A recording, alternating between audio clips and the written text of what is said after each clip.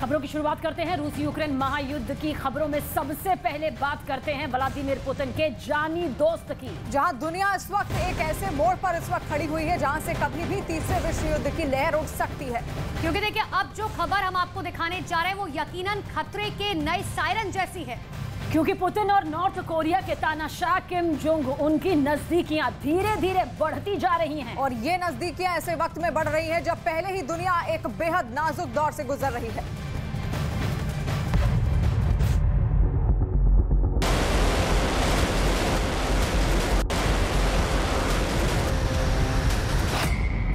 दुनिया पर महाविनाश का खतरा।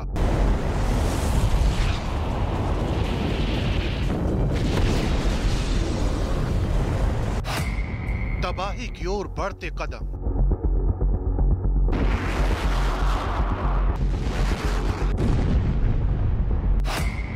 पुतिन और किम की दोस्ती का घातक अंजाम।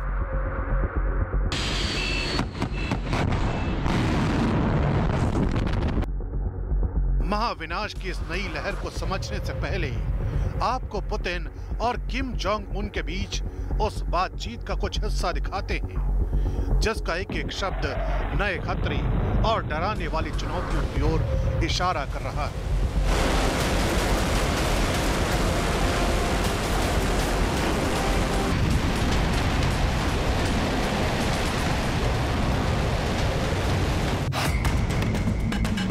सबसे पहले पुतिन नॉर्थ कोरिया के तानाशाह किम जोंग उन को एक चिट्ठी लिखते हैं जिसमें लिखा जाता है, दोनों देश रिश्तों को और मजबूत बनाने का वादा करते हैं। जिसके जवाब में किम जोंग उन की चिट्ठी क्रेमलिन पहुंचती है। उस चिट्ठी में लिखा होता है, विरोधी ताकतों के खिलाफ साझा हितों के लिए दोनों देशों के बीच सहयोग अपने चरम पर है। यानी पुतिन की चिट्ठी का जो जवाब किम की ओर से दिया गया वो यह बताता है कि दुश्मन का दुश्मन दोस्त होता है। यहां अमेरिका जितना किम की आंखों में चुभता है उतना ही रूस की भी आंखों में। लिहाजा अमेरिका और यूक्रेन के खिलाफ किम और पुतिन का साथ आना एक बहुत बड़े खतरे की ओर इशारा कर रहा है। और ये सब कुछ लंबे अरसे के बाद हो रहा है, वो भी तब जब रूस यूक्रेन के खिलाफ युद्ध छेड़कर अमेरिका और नेटो देशों की चुनौतियों का सामना कर रहा है। हालांकि शीत युद्ध के जमाने से ही उत्तर कोरिया और सोवियत संघ एक दूसरे के बेहद करीब हुआ करते थे, लेकिन 2019 में पूर्वी रूस के शहर व्लादिवोस्तोक में शिखर सम्मेलन के दौरान जब पुतिन और किम जोंग उन की मुलाकात हुई, उसके बाद से ही पुरानी दोस्ती के नए दरवाजे खुल गए। इस मुलाकात के बाद किम जोंग उन हर विवादित मामले में मॉस्को का खुलकर समर्थन करते आए हैं। यूक्रेन पर जब रूस ने हमला किया था तब भी किम जोंग उन ने रूस का साथ दिया था। यूक्रेन के डोनेस्क, लुहांस्क इलाकों को जब रूस ने जुलाई के महीने में अपने कब्जे में लेने का ऐलान किया था तब भी उत्तर कोरिया इसका समर्थन करने वाला तीसरा देश था।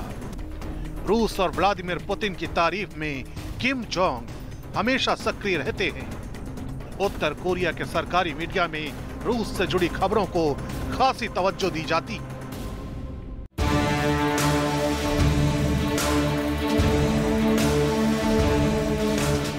दावा तो यह भी किया जाता है कि सोवियत संघ के विघटन के बाद मॉस्को और प्योंगयांग के संबंध बेहद कमजोर हो गए थे।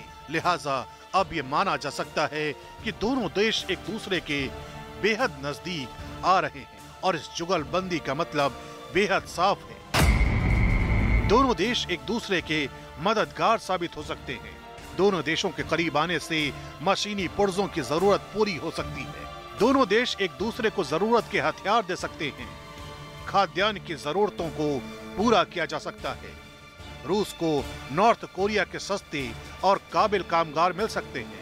इतना ही नहीं, दोनों देशों के करीब आने से परमाणु ताकत भी मजबूत होगी। और यही वजह है कि पुतिन और किम की नजदीकियों का ये नया दौर दुनिया को डरा रहा है।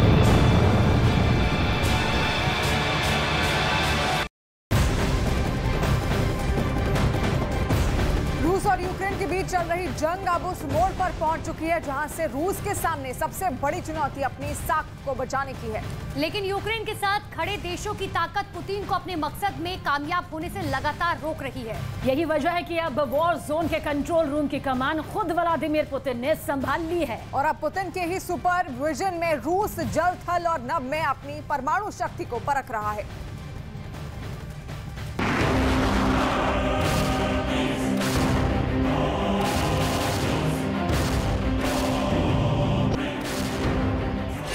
पुतिन ने संभाली वॉर जोन की कमान।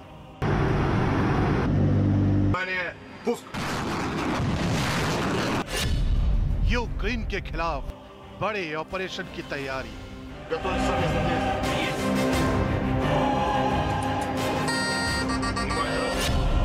जल, थल, नभ में पुतिन का शक्ति प्रदर्शन।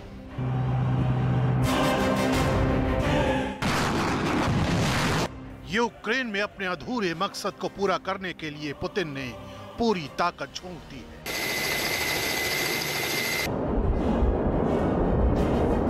अब वॉर जोन के कंट्रोल रूम की कमान खुद पुतिन के हाथों में।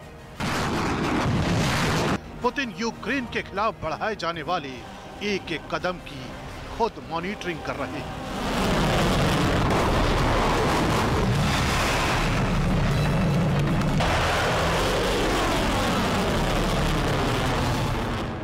पुतिन ये परखना चाहते हैं कि जिन न्यूक्लियर वेपन के बूते रूस का डंका पूरी दुनिया में बसता रहा है, वो न्यूक्लियर वेपन उनके कितने काम आने वाले हैं। यही वजह है कि वाराणसी की लहरों पर पुतिन की सेना अपनी परमाणु शक्ति को आंक रही है और खुद पुतिन इस वॉर ड्रिल की एक एक रिपोर्ट देख रहे हैं।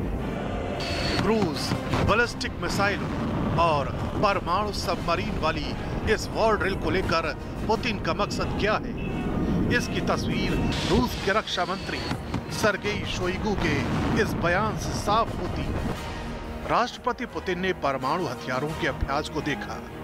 उन्होंने ये अभ्यास इसलिए देखा ताकि अगर कोई दुश्मन देश परमाणु हमला करता है तो उसके जवाब में भारी परमाणु हमला किया जा सके। यानी पुतिन इस न्यूक्लियर वॉर ड्रिल के जरिए दुनिया को यह साफ साफ संदेश दे रहे हैं कि वो अपने दुश्मनों पर किसी भी हथियार का किसी भी वक्त इस्तेमाल कर सकते हैं। जानकारी के मुताबिक पुतिन ने जिन परमाणु हथियारों की ड्रिल को देखा है, उनमें जमीन से जमीन पर मार करने वाली इंटरकॉन्टिनेंटल बैलिस्टिक मिसाइल, पनडुब्बी से मार करने वाली सिनेवा ICBM मिसाइल, Tu-95 स्ट्रेटेजिक बम और क्रूज मिसाइलें शामिल हैं।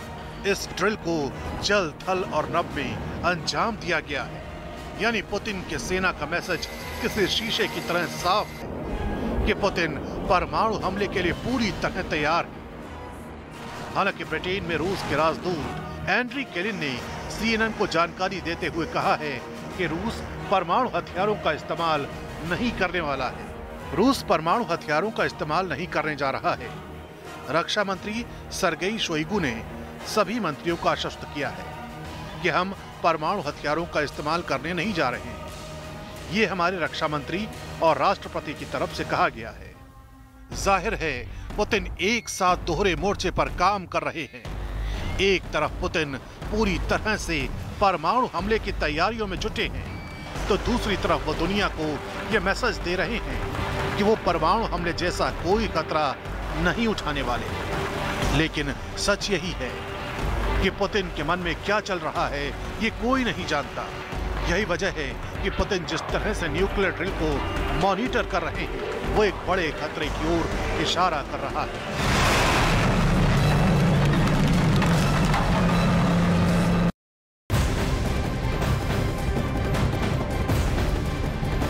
और युद्ध के मैदान से एक बड़ी खबर आ रही है। यूक्रेन ने रूस के कब्जे वाले डोनेट्स्क में तेल डिपो पर जबरदस्त बमबारी की है और इस बमबारी के बाद तेल के डिपो से भयंकर आग की लपटें किस तरह से उठ रही है, देखिए इस वक्त की तस्वीर आपके सामने। और इसी के साथ दावा यह किया जा रहा है कि पूर्वी डोनेट्स्क इलाके में रेलवे स्टेशन के पास ये तेल डिपो मौजूद है, जहां से रूस अपने मिलिट्री वाहनों को तेल की आपूर्ति कर रहा था और जिसे यूक्रेन की सेना ने ध्वस्त कर दिया।